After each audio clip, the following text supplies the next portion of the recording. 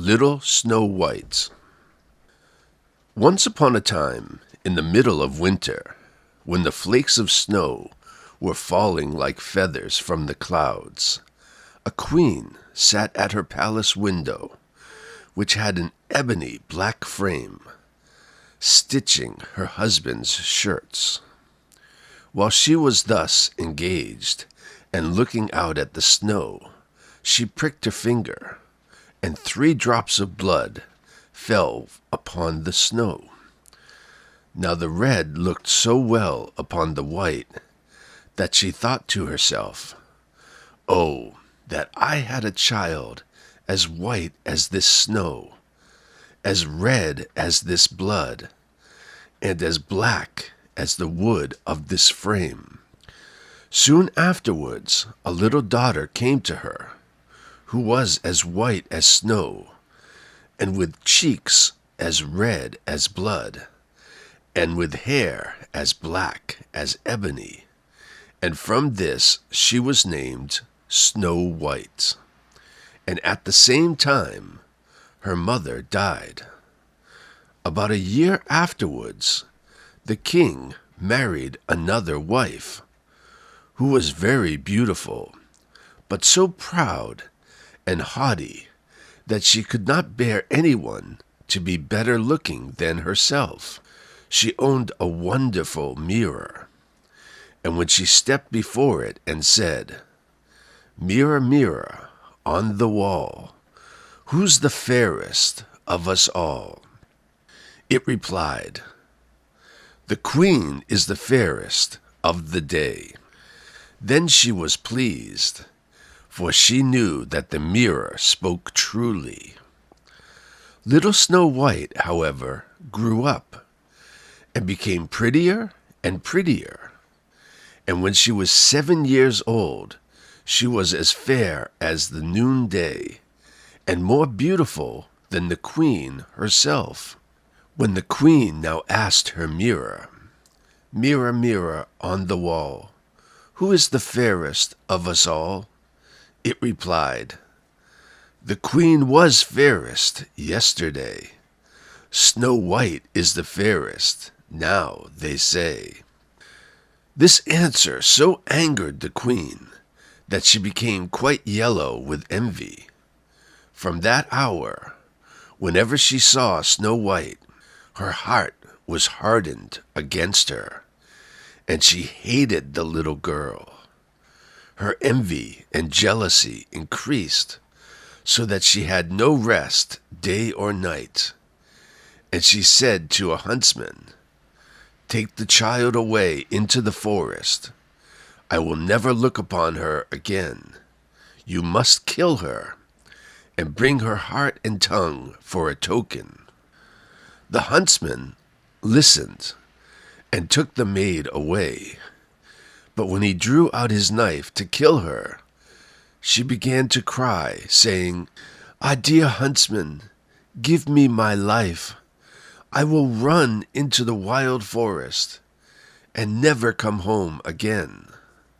This speech softened the huntsman's heart, and her beauty so touched him that he had pity on her and said, "Well, run away then, poor child." But he thought to himself, "The wild beast will soon devour her." Still, he felt as if a stone had been lifted from his heart, because her death was not by his hand. Just at that moment, a young boar came roaring along to the spot, and as soon as he clapped eyes upon it, the huntsman caught it, and, killing it, took its heart and tongue and carried them to the queen for a token of his deed. But now poor little Snow White was left motherless and alone, and overcome with grief. She was bewildered at the sight of so many trees, and knew not which way to turn. She ran till her feet refused to go further, and as it was getting dark, and she saw a little house near. She entered into rest. In this cottage, everything was very small, but very neat and elegant. In the middle stood a little table with a white cloth over it, and 7 little plates upon it, each plate having a spoon and a knife and a fork. And there were also 7 little mugs. Against the wall were 7 little beds arranged in a row, each covered with snow-white sheets. Little Snow White, being both hungry and thirsty, ate a little morsel of porridge out of each plate, and drank a drop or 2 of wine out of each mug, for she did not wish to take away the whole share of anyone. After that, because she was so tired, she laid herself down on one bed, but it did not suit. She tried another, but that was too long. A 4th was too short, a 5th too hard, but the 7th was just the thing, and tucking herself into it, she went to sleep, first saying her prayers as usual. When it became quite dark, the owners of the cottage came home, 7 dwarfs, who dug for gold and silver in the mountains. They first lighted 7 little lamps, and saw at once, for they lit up the whole room, that somebody had been in, for everything was not in the order in which they had left it. The first asked, "Who has been sitting on my chair?" The second, "Who has been eating off my plate?" The third said, "Who has been nibbling at my bread?" The fourth, "Who has been at my porridge?" The fifth, "Who has been meddling with my fork?" The sixth grumbled out, "Who has been cutting with my knife?" The seventh said, "Who has been drinking out of my mug?" Then the first, looking around, began again. "Who has been lying on my bed?" he asked, for he saw that the sheets were tumbled. At these words the others came, and looking at their beds, cried out too, "Someone has been lying in our beds." But the 7th little man, running up to his, saw Snow White sleeping in it. So he called to his companions, who shouted with wonder and held up their 7 lamps, so that the light fell upon the little girl. "Oh heavens, oh heavens," they said, "what a beauty she is!" And they were so much delighted that they would not awaken her, but left her to sleep. And the 7th dwarf, in whose bed she was, slept with each of his fellows 1 hour, and so passed the night. As soon as morning dawned, Snow White awoke, and was quite frightened when she saw the 7 little men. But they were very friendly, and asked her what she was called. "My name is Snow White," she replied. "Why have you come into our cottage?" they asked. Then she told them how her stepmother would have had her killed, but the huntsman had spared her life, and how she had wandered about the whole day until at last she had found their house. When her tale was finished, the dwarf said, "Will you look after our household? Be our cook, make the beds, wash, sew, and knit for us, and keep everything in neat order? If so, we will keep you here, and you shall want for nothing." And Snow White answered, "Yes, with all my heart and will." And so she remained with them, and kept their house in order. In the morning the dwarfs went into the mountains and searched for silver and gold, and in the evening they came home, and they found their meals ready for them. During the day the maiden was left alone, and therefore the good dwarfs warned her and said, "Be careful of your stepmother, who will soon know of your being here, so let nobody enter the cottage."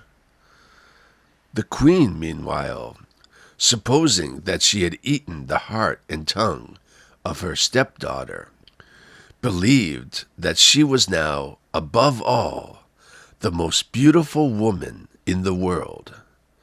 One day she stepped before her mirror and said, "Mirror, mirror on the wall, who is the fairest of us all?" And it replied, "The queen was fairest yesterday. Snow White is fairest now, they say. The dwarfs protect her from thy sway, amid the forest far away." This reply surprised her, but she knew that the mirror spoke the truth. She knew, therefore, that the huntsman had deceived her, and that Snow White was still alive.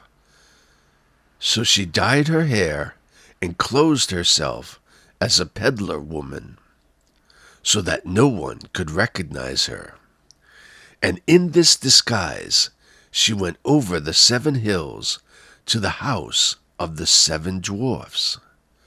She knocked at the door of the hut and called out, "Fine goods for sale, beautiful goods for sale."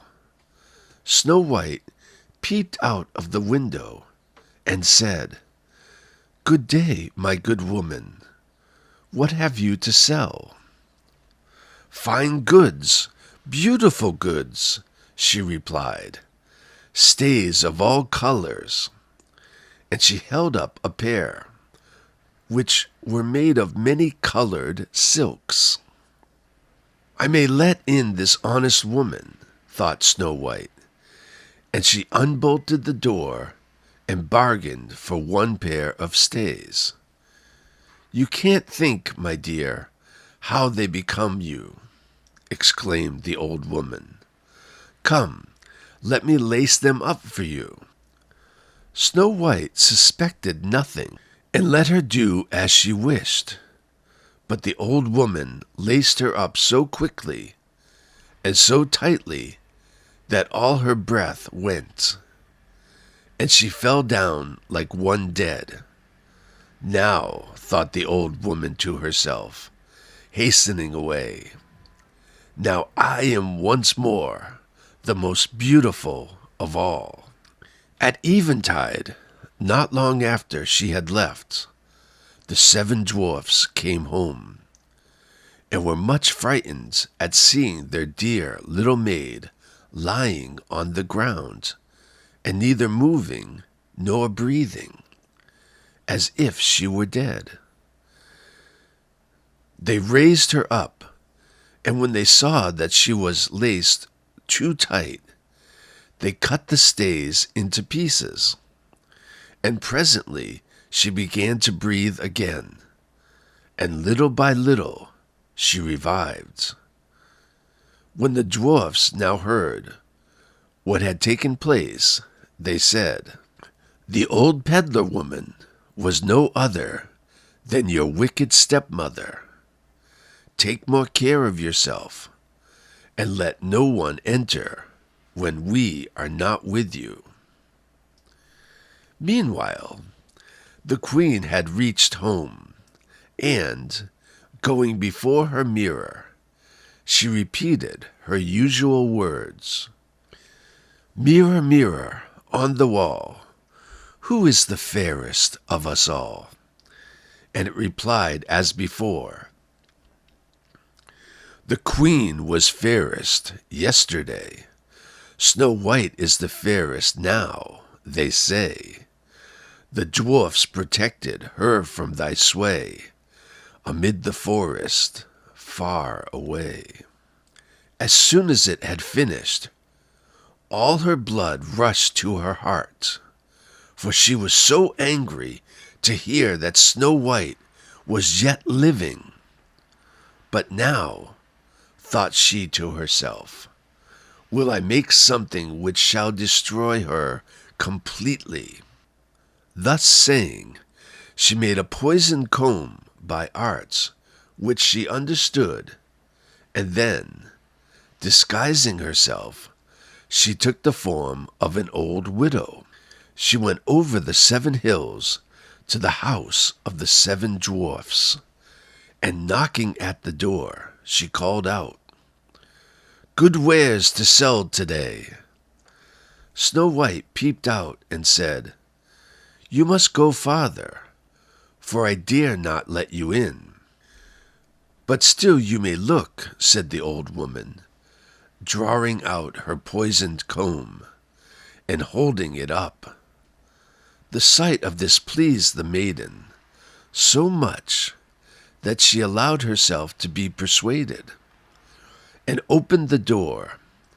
As soon as she had bought something, the old woman said, "Now let me for once comb your hair properly." And Snow White consented.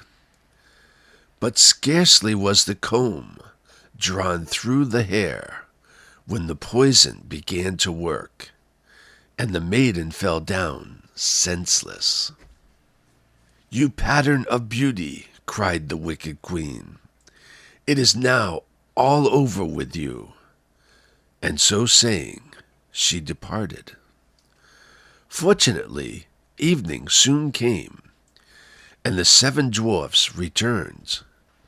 And as soon as they saw Snow White lying, like dead, upon the ground, they suspected the queen, and discovering the poisoned comb, they immediately drew it out.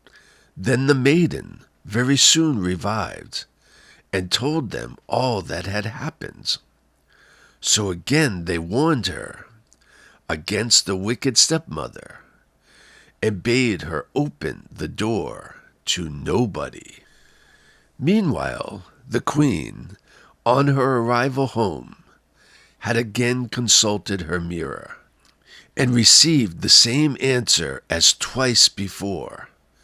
This made her tremble and foam with rage and jealousy, and she swore that Snow White should die if it cost her her own life. Thereupon she went into an inner secret chamber where no one could enter, and made an apple of the most deep and subtle poison. Outwardly it looked nice enough, and had rosy cheeks which would make the mouth of everyone who looked at it water. But whoever ate the smallest piece of it would surely die. As soon as the apple was ready, the queen again dyed her face, and clothed herself like a peasant's wife, and then over the 7 mountains to the house of the 7 dwarfs she made her way. She knocked at the door, and Snow White stretched out her head and said, "I dare not let anyone enter. The 7 dwarfs have forbidden me." "This is hard on me," said the old woman, "for I must take back my apples. But there is one which I will give you." "No," answered Snow White. "No, I dare not take it." "What are you afraid of?" cried the old woman. "There, see, I will cut the apple in halves. Do you eat the red cheeks, and I will eat the core." The apple was so artfully made that the red cheeks alone were poisoned. Snow White very much wished for the beautiful apple, and when she saw the woman eating the core, she could no longer resist, but, stretching out her hand, took the poisoned part. Scarcely had she placed a piece in her mouth when she fell down dead upon the ground.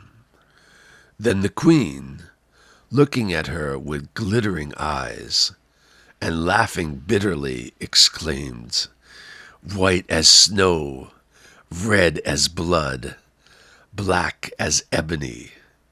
This time the dwarfs cannot reawaken you."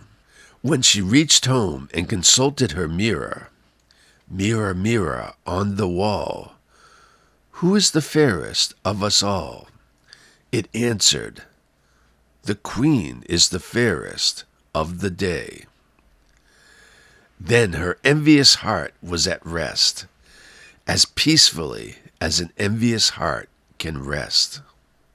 When the little dwarfs returned home in the evening, they found Snow White lying on the ground, and there appeared to be no life in her body.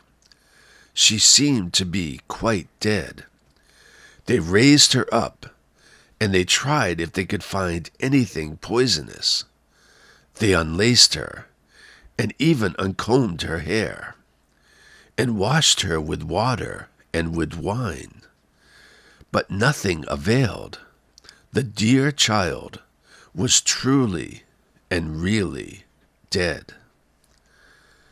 Then they laid her upon a bier, and all 7 placed themselves around it, and wept for 3 days without ceasing.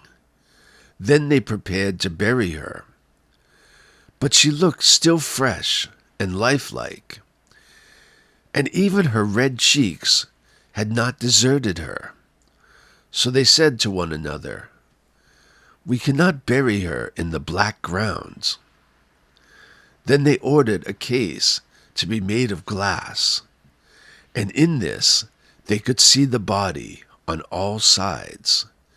And the dwarfs wrote her name with golden letters upon the glass, and saying that she was a king's daughter. Now they placed the glass case upon the ledge of a rock, and one of them always remained by, watching. Even the birds bewailed the loss of Snow White. First came an owl, then a raven, and last of all, a dove. For a long time, Snow White lay peacefully in her case, and changed not, but looked as if she were only asleep, for she was still white as snow, red as blood, and black-haired as ebony. By and by, it happened that a king's son was traveling in the forest, and came to the dwarf's house to pass the night. He soon saw the glass case upon the rock, and the beautiful maiden lying within, and he read also the golden inscription. When he had examined it, he said to the dwarfs, "Let me have this case, and I will pay you what you like for it." But the dwarfs replied, "We will not sell it for all the gold in the world." "Then give it to me," said the prince, "for I cannot live without Snow White. I will honor and protect her as long as I live." When the dwarfs saw that he was so much in earnest, they pitied him, and at last gave him the case. And the prince ordered it to be carried away on the shoulders of his attendants. Presently it happened that they stumbled over a rut, and with the shock, the piece of poison apple which lay in Snow White's mouth fell out. Very soon she opened her eyes, and raising the lid of the glass case, she rose up and asked, "Where am I?" Full of joy, the prince answered, "You are safe with me." And he told her what she had suffered, and how he would rather have her than any other for his wife. And he asked her to accompany him home to the castle of the king his father. Snow White consented, and when they arrived, they were married with great splendor and magnificence. Snow White's stepmother was also invited to the wedding, and when she was dressed in all her finery to go, she first stepped in front of her mirror and asked, "Mirror, mirror on the wall, who is the fairest of us all?" And it replied, "The queen was fairest yesterday. The prince's bride is now, they say." At these words, the queen was in a fury, and was so terribly mortified that she knew not what to do with herself. At first she resolved not to go to the wedding, but she could not resist the wish to see the princess. So she went, but as soon as she saw the bride, she recognized Snow White, and was so terrified with rage and astonishment that she rushed out of the castle and was never heard of again. The end. Jack and the Beanstalk. Jack sells the cow. Once upon a time, there was a poor widow who lived in a little cottage with her only son, Jack. Jack was a giddy, thoughtless boy, but very kind-hearted and affectionate. There had been a hard winter, and after it, the poor woman suffered from fever. Jack did no work as yet, and by degrees they grew dreadfully poor. The widow saw that there was no means of keeping Jack and herself from starvation but by selling her cow. So one morning she said to her son, "I am too weak to go myself, Jack, so you must take the cow to the market for me and sell her." Jack liked going to the market to sell the cow very much, but as he was on the way, he met a butcher who had some beautiful beans in his hands. Jack stopped to look at them, and the butcher told the boy that they were of great value, and persuaded the silly lad to sell the cow for these beans. When he brought them home to his mother, instead of the money she expected for her nice cow, she was very vexed and shed many tears, scolding Jack for his folly. He was very sorry, and mother and son went to bed very sadly that night.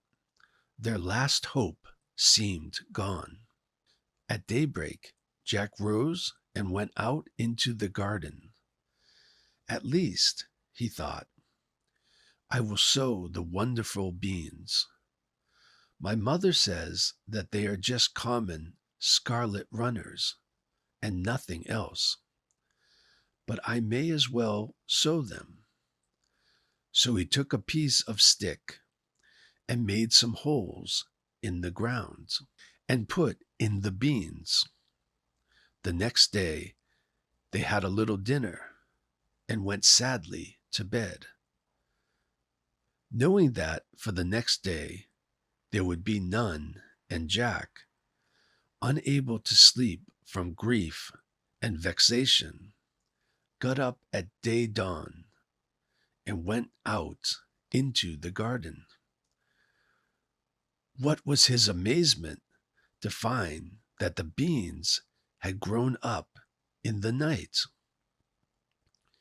and climbed up and up till they covered the high cliff that sheltered the cottage and disappeared above it.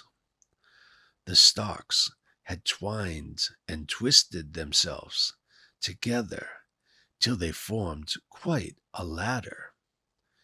It would be easy to climb it, thought Jack, and, having thought of the experiment, he at once resolved to carry it out, for Jack was a good climber.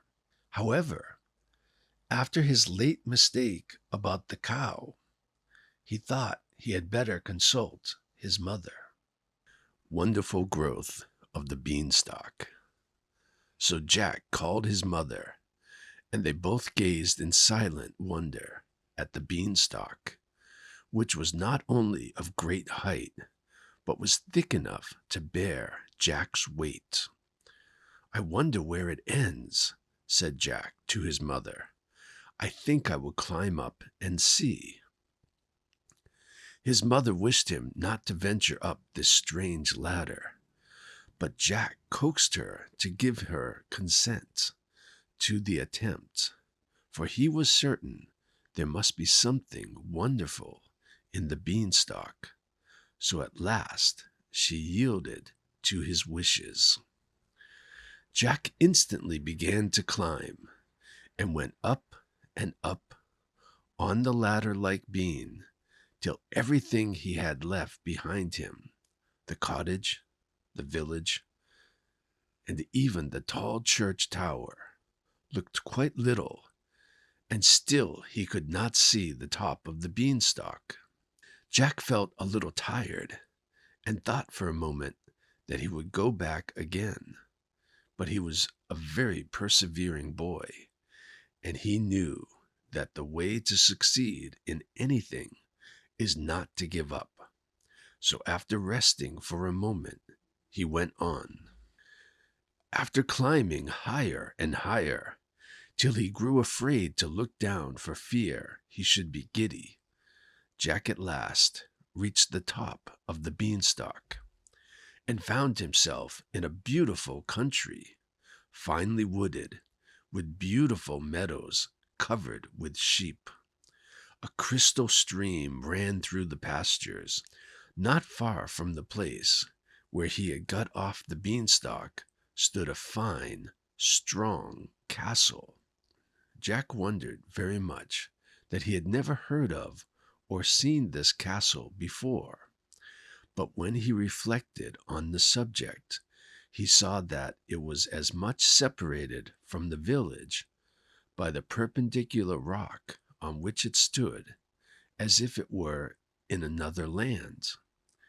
While Jack was standing looking at the castle, a very strange-looking woman came out of the wood and advanced towards him. She wore a pointed cap of quilted red satin turned up with a ermine. Her hair streamed loose over her shoulders, and she walked with a staff. Jack took off his cap and made a bow. "If you please, ma'am," said he, "is this your house?" "No," said the old lady. "Listen, and I will tell you the story of that castle. Once upon a time there was a noble knight who lived in this castle, which is on the borders of fairyland. He had a fair and beloved wife and several lovely children, and as his neighbors, the little people, were very friendly towards him. They bestowed on him many excellent and precious gifts. Rumor whispered of these treasures, and a monstrous giant who lived at no great distance and who was a very wicked being resolved to obtain possession of them. So he bribed a false servant to let him inside the castle when the knight was in bed and asleep, and he killed him as he lay. Then he went to the part of the castle which was the nursery, and also killed all the poor little ones he found there. Happily for her, the lady was not to be found. She had gone with her infant son, who was only 2 or 3 months old, to visit her old nurse, who lived in the valley, and she had been detained all night there by a storm. The next morning, as soon as it was light, one of the servants at the castle, who had managed to escape, came to tell the poor lady of the sad fate of her husband and her pretty babes. She could scarcely believe him at first, and was eager at once to go back and share the fate of her dear ones. But the old nurse, with many tears, besought her to remember that she still had a child, and that it was her duty to preserve her life for the sake of the poor innocent. The lady yielded to this reasoning, and consented to remain at her nurse's house as the best place of concealment. For the servant told her that the giant had vowed, if he could find her, he would kill both her and her baby. Years rolled on. The old nurse died, leaving her cottage and the few articles of furniture it contained to her poor lady, who dwelt in it, working as a peasant for her daily bread. Her spinning wheel and the milk of a cow, which she had purchased with the little money she had with her, sufficed for the scanty subsistence of herself and her little son.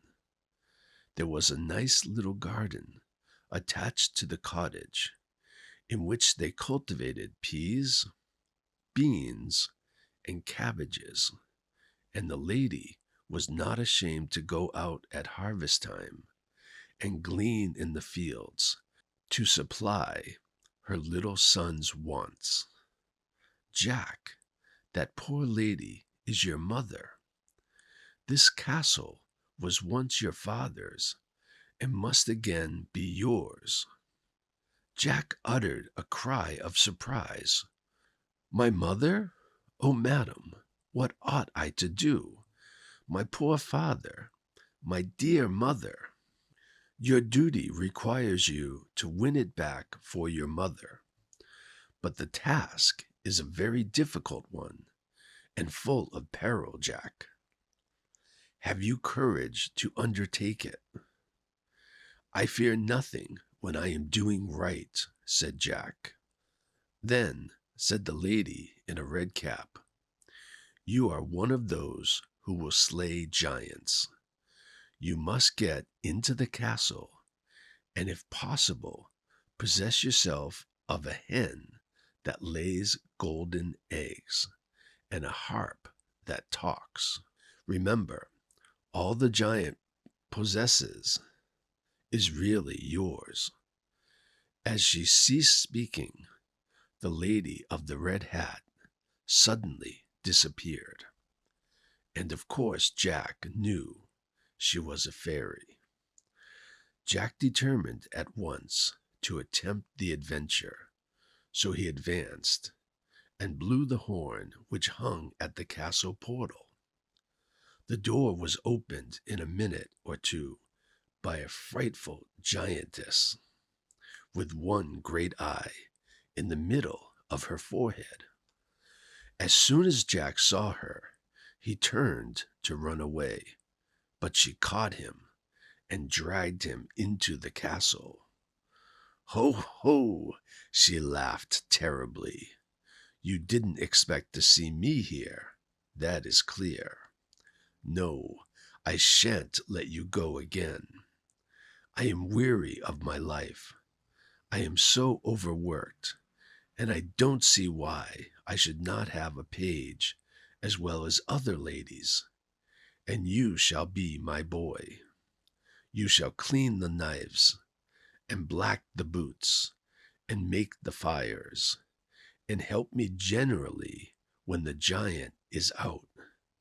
When he is at home, I must hide you, for he has eaten up all my pages hitherto, and you would be a dainty morsel, my little lad. While she spoke, she dragged Jack right into the castle. The poor boy was very much frightened, as I am sure you and I would have been in his place. But he remembered that fear disgraces a man, so he struggled to be brave and make the best of things. I am quite ready to help you and do all I can to serve you, madam, he said. Only I beg you will be good enough to hide me from your husband, for I should not like to be eaten at all. That's a good boy, said the giantess, nodding her head. It is lucky for you that you did not scream out when you saw me, as the other boys who have been here did. For if you had done so, my husband would have awakened and have eaten you, as he did them, for breakfast. Come here, child. Go into my wardrobe. He never ventures to open that. You will be safe there. And as she opened a huge wardrobe which stood in the great hall, and shut him into it, but the keyhole was so large that it admitted plenty of air, and he could see everything that took place through it. By and by, he heard a heavy tramp on the stairs, like the lumbering along of a great cannon, and then a voice like thunder cried out, Fe, fa, fee, fo, fum. I smell the breath of an Englishman. Let him be alive or let him be dead. I'll grind his bones to make my bread. Wife, cried the giant, there is a man in this castle. Let me have him for breakfast. You are grown old and stupid, cried the wife in her loud tones. It is only a nice fresh steak of an elephant that I have cooked for you, which you smell. There, sit down and make a good breakfast. And she placed a huge dish before him of savory, steaming meat, which greatly pleased him, and made him forget his idea of an Englishman being in the castle. When he had breakfast, he went out for a walk, and then the giantess opened the door and made Jack come out to help her. He helped her all day. She fed him well, and when evening came, put him back in the wardrobe. The hen that lays golden eggs. The giant came in to supper. Jack watched him through the keyhole, and was amazed to see him pick a wolf's bone and put half a fowl at a time into his capacious mouth. When the supper was ended, he bade his wife bring him his hen that laid the golden eggs. It lays as well as it did when it belonged to that paltry knight, he said. Indeed, I think the eggs are heavier than ever. The giantess went away, and soon returned with a little brown hen, which she placed on the table before her husband. And now, my dear, she said. "I am going for a walk, if you don't want me any longer." "Go," said the giant. "I shall be glad to have a nap by and by." Then he took up the brown hen and said to her, "Lay," and she instantly laid a golden egg. "Lay," said the giant again, and she laid another. "Lay," he repeated the third time, and again a golden egg lay on the table. Now Jack was sure this hen was that of which the fairy had spoken. By and by, the giant put the hen down on the floor, and soon after went fast asleep, snoring so loud that it sounded like thunder. Directly, Jack perceived that the giant was fast asleep. He pushed open the door of the wardrobe and crept out. Very softly, he stole across the room and, picking up the hen, made haste to quit the apartment. He knew the way to the kitchen, the door of which he found was left ajar. He opened it, shut and locked it after him, and flew back to the beanstalk, which he descended as fast as his feet would move. When his mother saw him enter the house, she wept for joy, for she had feared that the fairies had carried him away, or that the giant had found him.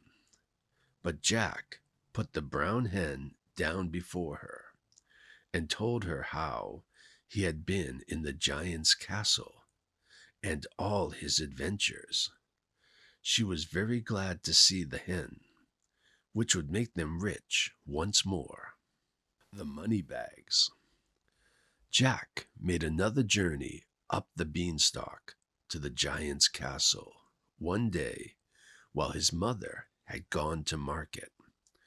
But first he dyed his hair and disguised himself. The old woman did not know him again, and dragged him in as she had done before, to help her do the work. But she heard her husband coming, and hid him in the wardrobe, not thinking that it was the same boy who had stolen the hen. She bade him stay quite still there, or the giant would eat him. Then the giant came in, saying, "Fe, fa, fee, fo, fum. I smell the breath of an Englishman. Let him be alive, or let him be dead. I'll grind his bones to make my bread."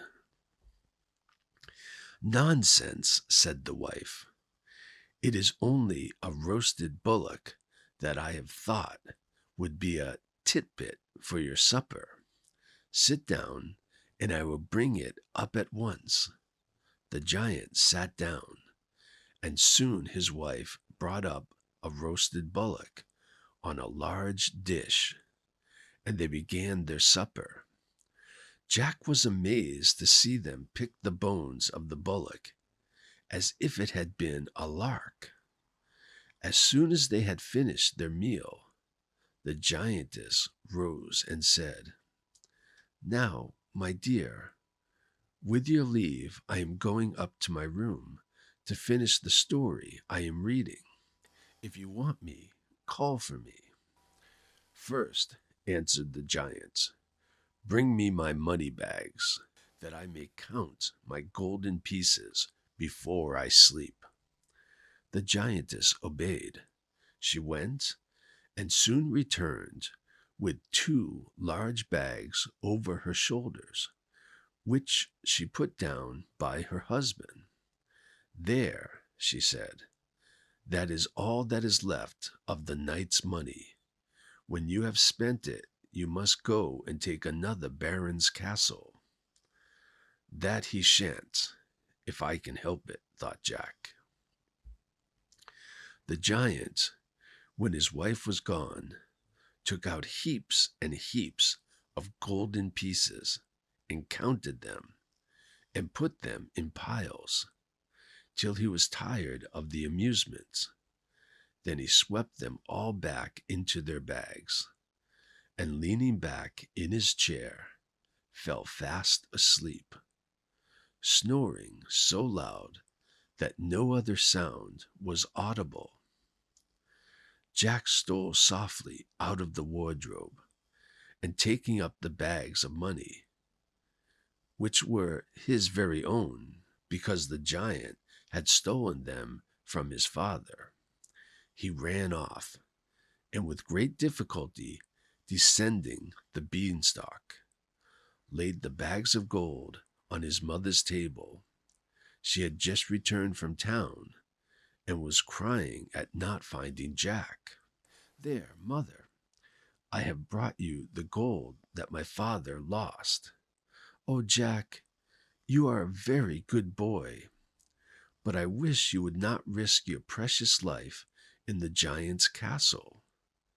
Tell me how you came to go there again." And Jack told her all about it. Jack's mother was very glad to get the money, but she did not like him to run any risk for her. But after a time, Jack made his mind up to go again to the giant's castle.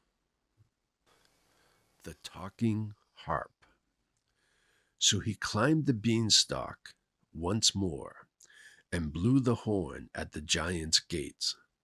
The giantess soon opened the door. She was very stupid and did not know him again, but she stopped a minute before she took him in. She feared another robbery, but Jack's fresh face looked so innocent that she could not resist him, and so she bade him come in, and again hid him away in the wardrobe. By and by, the giant came home, and as soon as he had crossed the threshold, he roared out, "Fe, fa, fee, fo, fum. I smell the breath of an Englishman. Let him be alive or let him be dead. I'll grind his bones to make my bread." "Oh, you stupid giant," said his wife. "You only smell a nice sheep, which I have grilled for your dinner." And the giant sat down, and his wife brought up a whole sheep for his dinner. When he had eaten it all up, he said, "Now bring me my harp, and I will have a little music while you take your walk." The giantess obeyed, and returned with a beautiful harp. The framework was all sparkling with diamonds and rubies, and the strings were all of gold. "This is one of the nicest things I took from the knight," said the giant. "I am very fond of music, and my harp is a faithful servant." So he drew the harp towards him and said, "Play." And the harp played a very soft, sad air. "Play something merrier," said the giant, and the harp played a merry tune. "Now play a lullaby," roared the giant, and the harp played a sweet lullaby, to the sound of which its master fell asleep.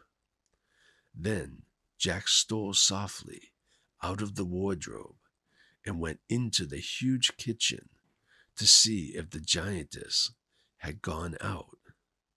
He found no one there, so he went to the door and opened it softly, for he thought he could not do so with the harp in his hands. Then he entered the giant's room and seized the harp and ran away with it. But as he jumped over the threshold, the harp called out, "Master, master!" And the giant woke up. With a tremendous roar, he sprang from his seat, and in 2 strides had reached the door. But Jack was very nimble.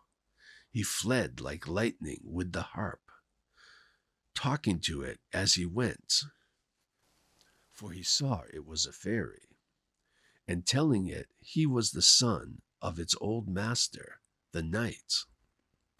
Still, the giant came on so fast that he was quite close to poor Jack, and he stretched out his great hand to catch him. But, luckily, just at that moment, he stepped upon a loose stone, stumbled, and fell flat on the ground, where he lay at his full length. This accident gave Jack time to get on the beanstalk and hasten down it. But just as he reached their own garden, he beheld the giant descending after him. Mother, cried Jack, make haste and give me the axe. His mother ran to him with a hatchet in her hands, and Jack, with one tremendous blow, cut through all the beanstalks except one. Now, mother, stand out of the way, said he. The giant breaks his neck.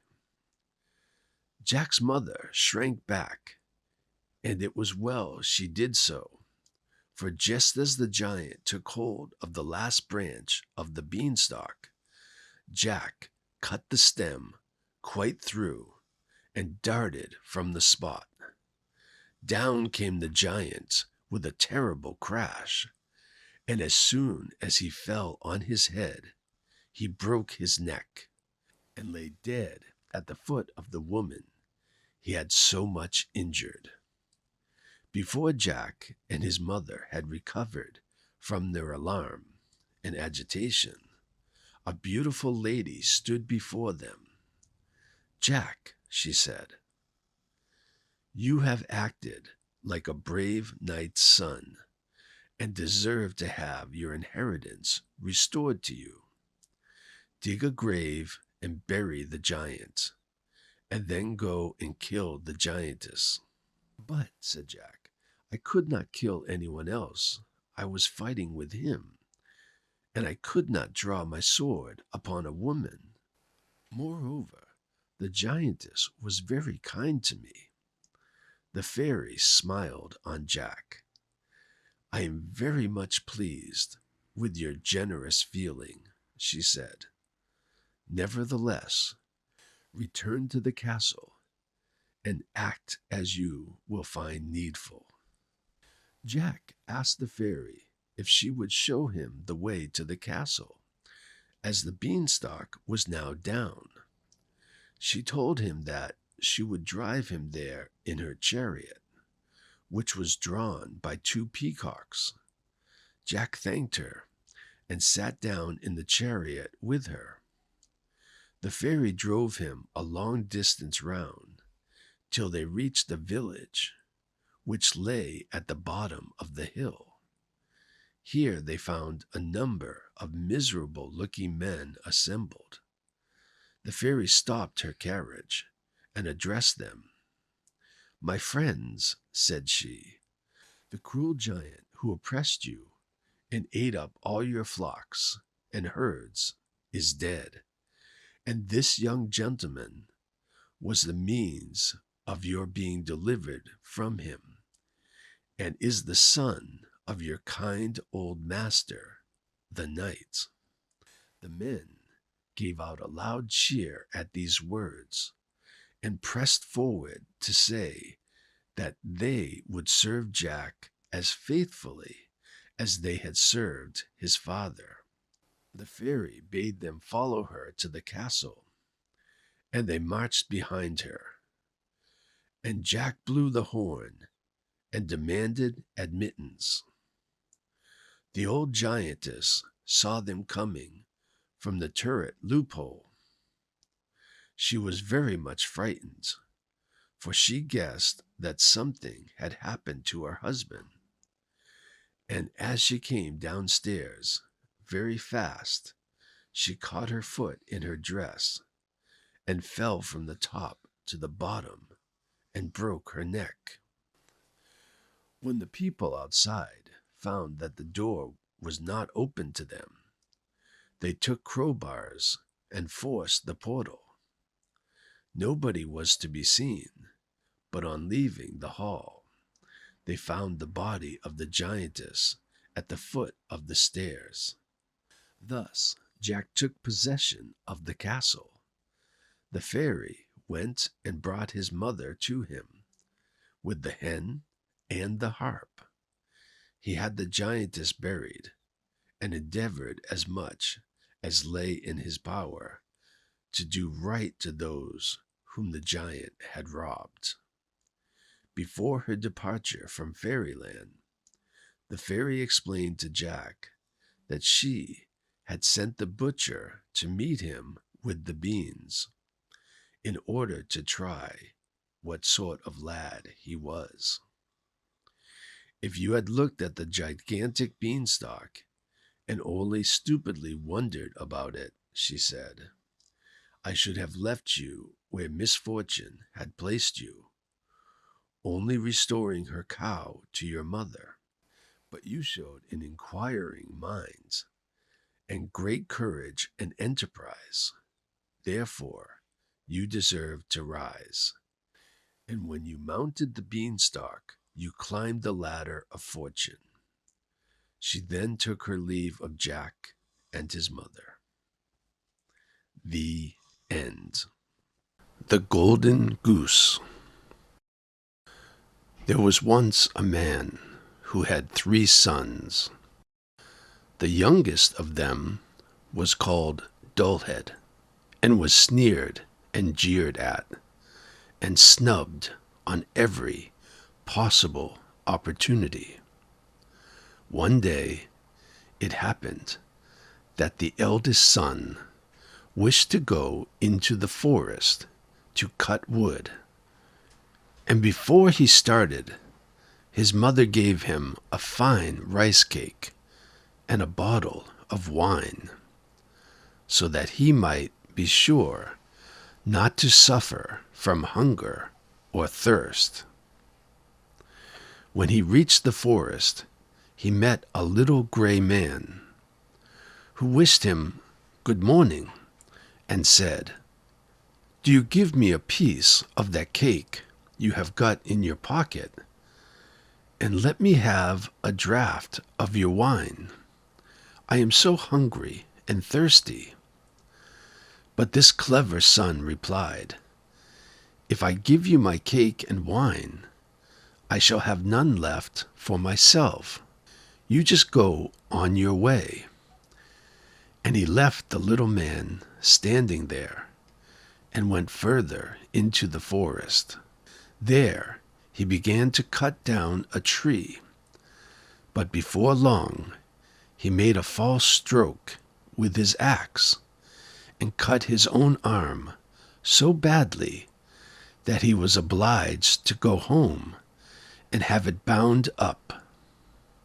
Then the second son went into the forest, and his mother gave him a good cake and a bottle of wine, as she had to his elder brother. He too met with the little old gray man. He begged him for a morsel of cake and a draught of wine. But the second son spoke most sensibly too, and said, Whatever I give to you, I deprive myself of. Just go on your way, will you? Not long after his punishment overtook him, for no sooner had he struck a couple of blows on the tree with his axe than he cut his leg so badly that he had to be carried home. So then Dullhead said, Father, let me go out and cut wood. But his father answered, Both your brothers have injured themselves. You had better leave it alone. You know nothing about it." But Dullhead begged so hard to be allowed to go that at last his father said, "Very well then, go. Perhaps when you have hurt yourself, you may learn to know better." His mother only gave him a very plain cake made with water and baked in the cinders, and a bottle of sour beer. When he got to the forest, he met the little gray old man, who greeted him and said, "Give me a piece of your cake and a draught from your bottle. I am so hungry and thirsty." And Dullhead replied, "I've only got a cinder cake and some sour beer. But if you care to have that, let us sit down and eat." So they sat down, and when Dullhead brought out his cake, he found it had turned into a fine, rich cake, and the sour beer into excellent wine. Then they ate and drank. And when they had finished, the little man said, "Now I will bring you luck, because you have a kind heart and are willing to share what you have with others. There stands an old tree. Cut it down, and amongst its roots you'll find something." With that, the little man took his leave. Then Dullhead fell to at once to hew down the tree, and when it fell, he found amongst its roots a goose, whose feathers were all of pure gold. He lifted it out, carried it off, and took it with him to an inn, where he meant to spend the night. Now the landlord of the inn had 3 daughters, and when they saw the goose, they were filled with curiosity as to what this wonderful bird could be, and each longed to have one of its golden feathers. The eldest thought to herself, "No doubt I shall soon find a good opportunity to pluck out one of its feathers." And the first time Dullhead happened to leave the room, she caught hold of the goose by its wing. But, lo and behold, her fingers seemed to stick fast to the goose, and she could not take her hand away. Soon after, the second daughter came in, and thought to pluck a golden feather for herself too. But hardly had she touched her sister than she stuck fast as well. At last, the third sister came with the same intentions, but the other 2 cried out, "Keep off! For heaven's sake, keep off!" The young sister could not imagine why she had to keep off, and thought to herself, "If they are both there, why should I not be there too?" So she sprang to them, but no sooner had she touched one of them than she stuck fast to her. So they, all 3, had to spend the night with the goose. Next morning, Dullhead tucked the goose under his arm and went off, without in the least troubling himself about the 3 girls, who were hanging on to it. They just had to run after him, right or left, as best they could. In the morning, of a field they met the parson. And when he saw this procession, he cried, "For shame, you bold girls! What do you mean by running after a young fellow through the fields like that? Do you call that proper behavior?" And with that, he caught the youngest girl by the hands to try and draw her away.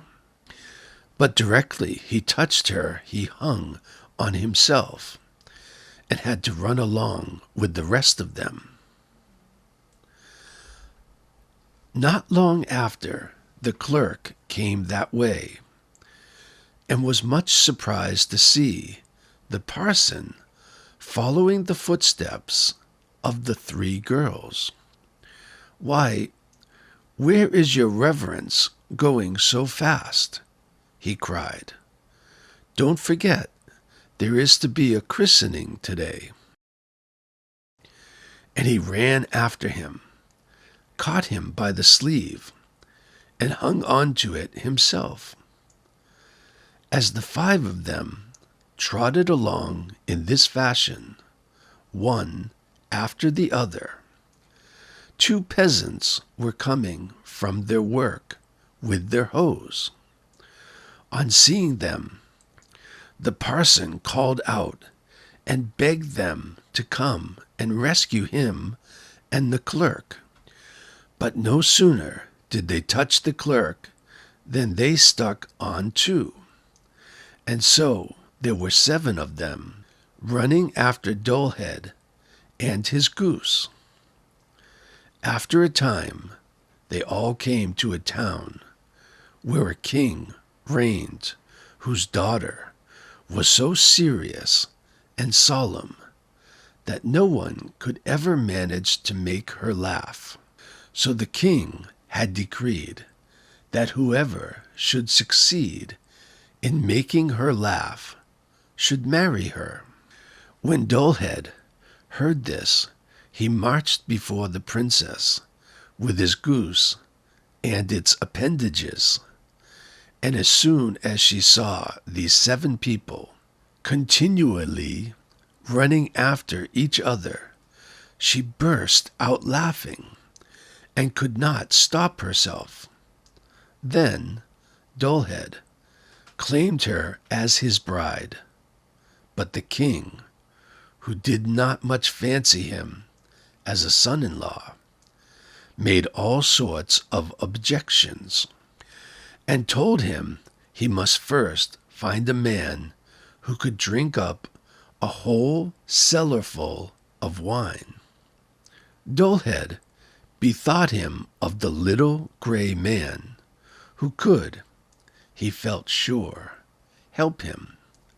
So he went off to the forest, and on the very spot where he had cut down the tree, he saw the man sitting with a most dismal expression of face.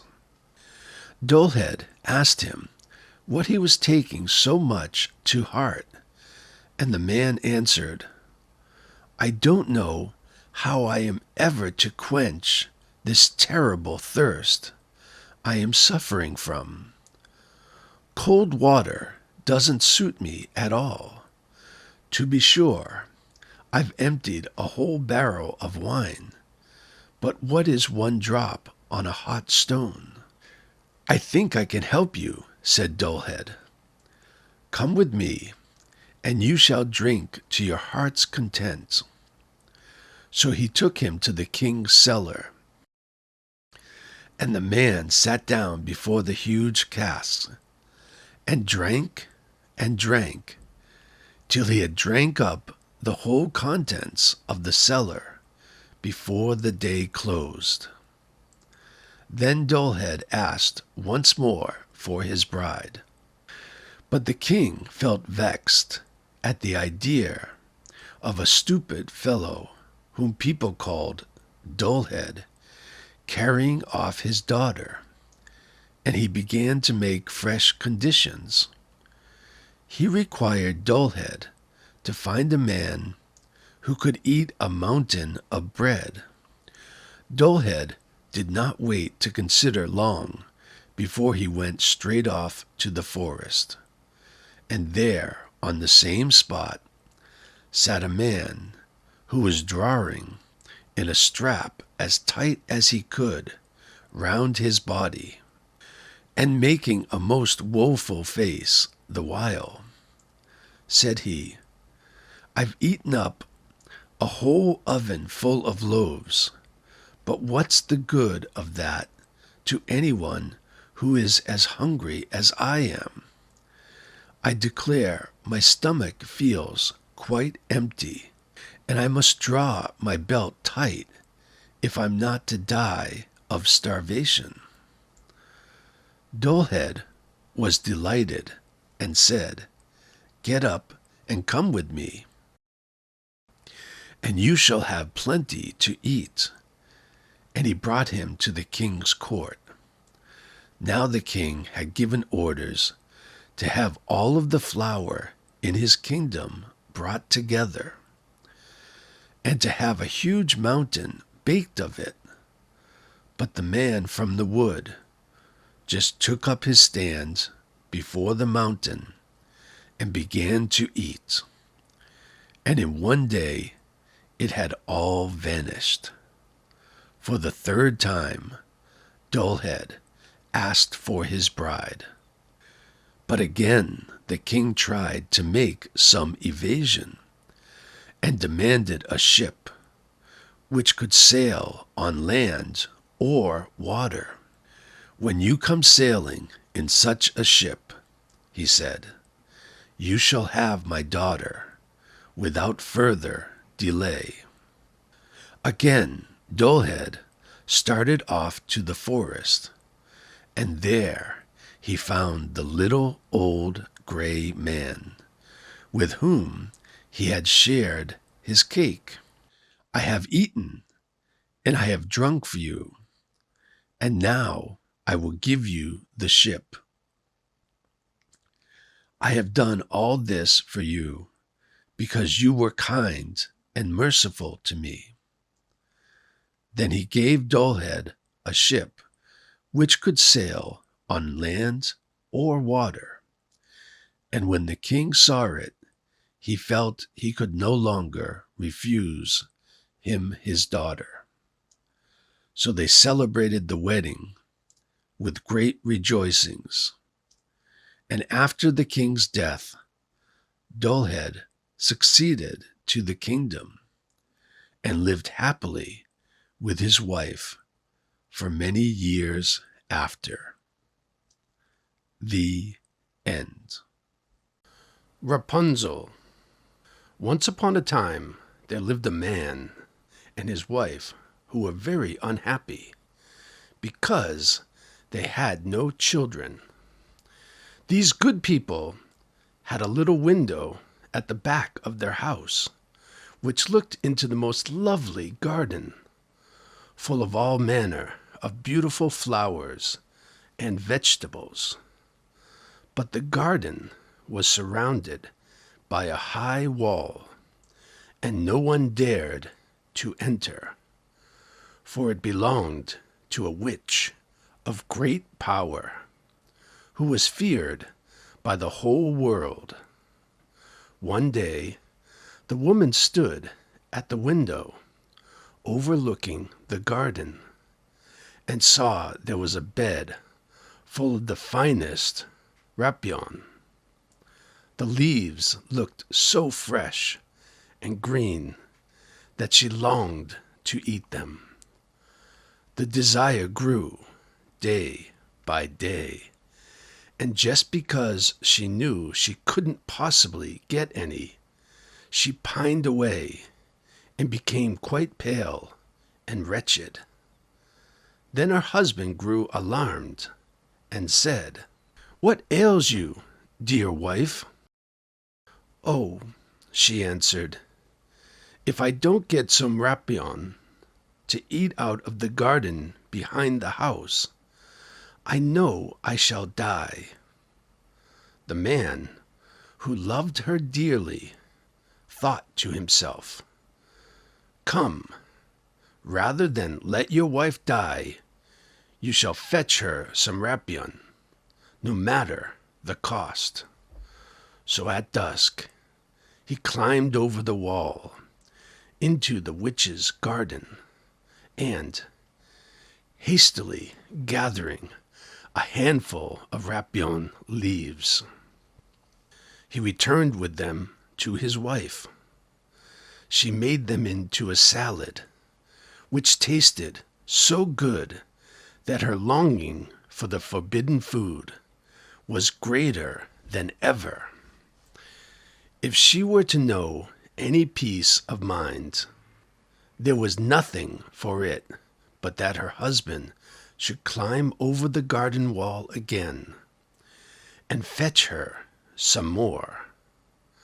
So at dusk, over he got, but when he reached the other side, he drew back in terror, for there, standing before him, was the old witch. "How dare you," she said, with a wrathful glance, "climb into my garden and steal my rapion like a common thief? You shall suffer for your foolhardiness." "Oh," he implored, "pardon my presumption. Necessity alone drove me to the deed. My wife saw your rapion from her window and conceived such a desire for it that she would certainly have died if her wish had not been gratified."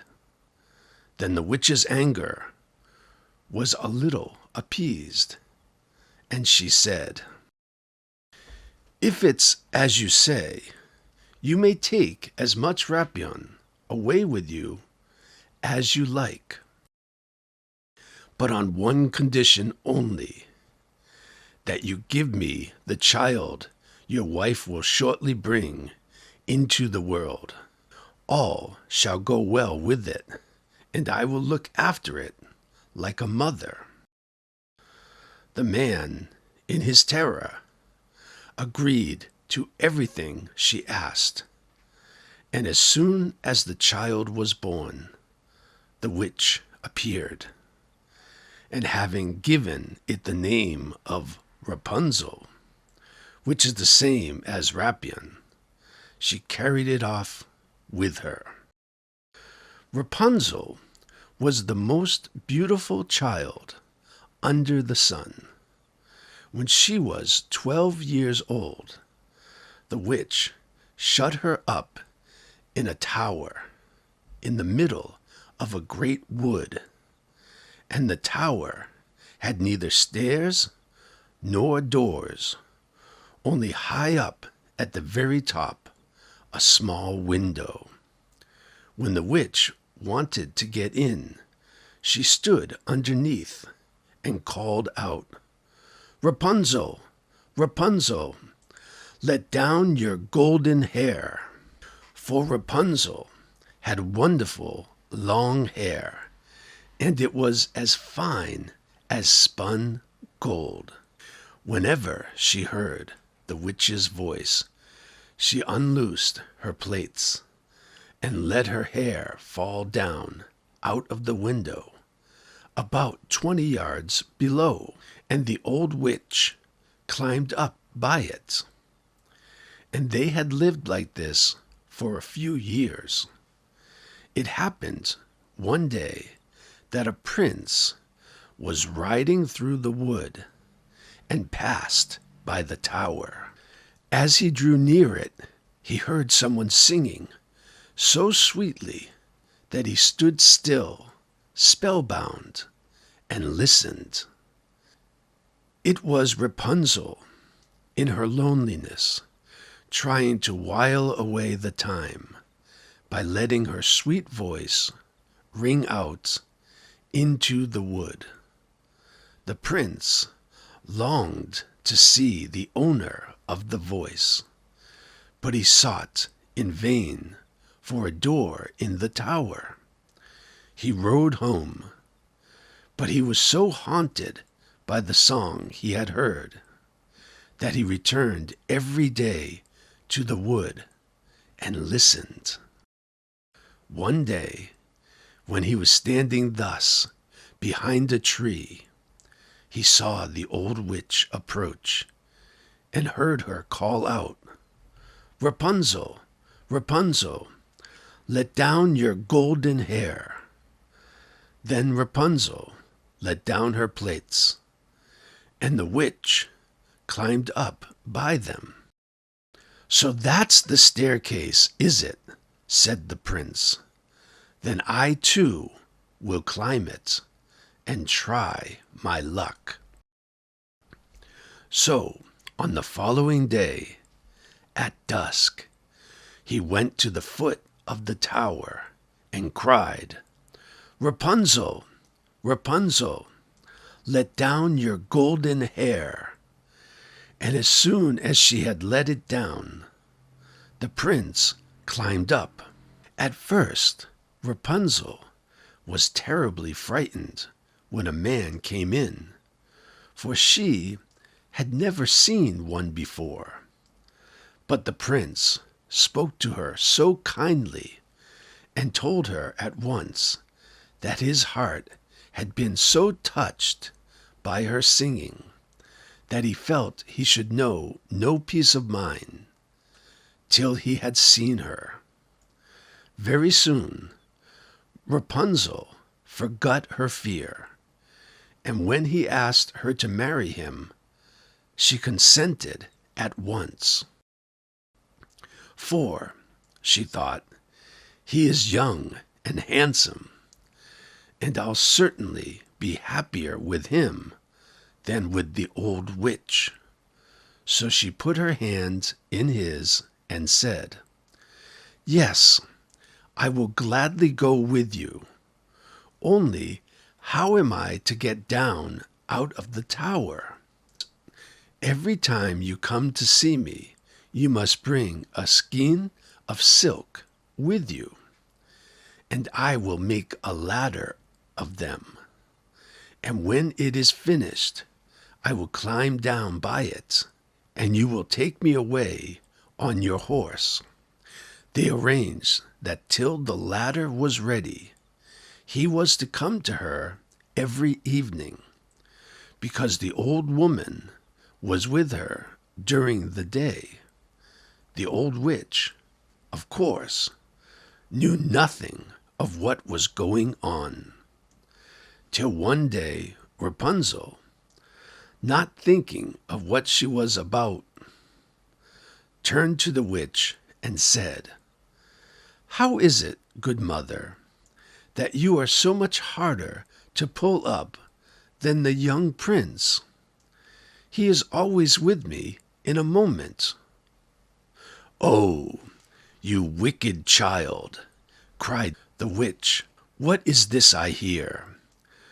I thought I had hidden you safely from the world, and in spite of it, you have managed to deceive me." In her wrath, she seized Rapunzel's beautiful hair, wound it round and round her left hand, and then, grasping a pair of scissors in her right, snip, snap, off it came, and the beautiful plaits lay on the ground. And, worse than this, she was so hard-hearted that she took Rapunzel to a lonely desert place, and there left her to live in loneliness and misery. But on the evening of the day in which she had driven poor Rapunzel away, the witch fastened the plaits onto a hook in the window, and when the prince came and called out, "Rapunzel, Rapunzel, let down your golden hair," she let them down, and the prince climbed up as usual. But instead of his beloved Rapunzel, he found the old witch, who fixed her evil, glittering eyes on him, and cried mockingly, "Aha! You thought to find your lady love, but the pretty bird has flown, and its song is dumb. The cat caught it, and will scratch out your eyes too. Rapunzel is lost to you forever. You will never see her more." The prince was beside himself with grief, and in his despair he jumped right down from the tower, and, though he escaped with his life, the thorns among which he fell pierced out his eyes. Then he wandered, blind and miserable, through the wood, eating nothing but roots and berries, and weeping and lamenting the loss of his lovely bride. So he wandered about for some years, as wretched and unhappy as he could well be, and at last he came to the desert place where Rapunzel was living.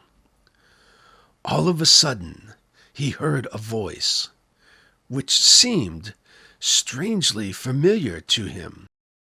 He walked eagerly in the direction of the sounds, and when he was quite close, Rapunzel recognized him and fell on his neck and wept. But 2 of her tears touched his eyes, and in a moment they became quite clear again, and he saw as well as he had ever done. Then he led her to his kingdom, where they were received and welcomed with great joy, and they lived happily ever after. The end.